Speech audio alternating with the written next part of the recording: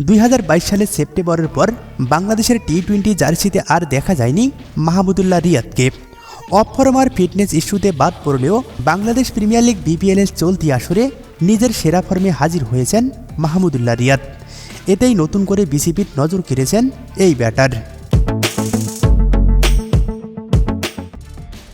বর্তমানে বিপিএলের উন্মাদনা চলছে সিলেটে।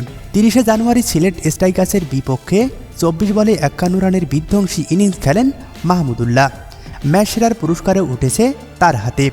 মাহমুদুল্লাহর এমন পারফরম্যান্সে ব্রিলিয়ান্ট বলে আখ্যায়িত করেছেন বিসিবির অপারেশনস কমিটির চেয়ারম্যান জালাল ইউনুস। গণমাধ্যমকে দেওয়া এক সাক্ষাৎকারে তিনি জানান, আগামী টি-20 বিশ্বকাপে তার এই পারফর্ম বেশ কাজে দেবে বলে মনে করছেন তিনি। এছাড়াও বিপিএলে যদি আরও ধারাবাহিক কিছু পারফর্ম করতে পারেন তাহলে আগামী টি-20 বিশ্বকাপের জন্য মাহমুদুল্লাহ রিয়াদেই হতে পারেন অটো চয়েস। অর্থাৎ মাহমুদুল্লাহ রিয়াদ যে টি-20 বিশ্বকাপে থাকছে সেটা এক প্রকার নিশ্চিত করে বলাই যায়। অনেকদিন ধরেই টি-20তে নেই মাহমুদুল্লাহ, তবে কি টি-20 বিশ্বকাপে দেখা যাবে এই ব্যাটারকে?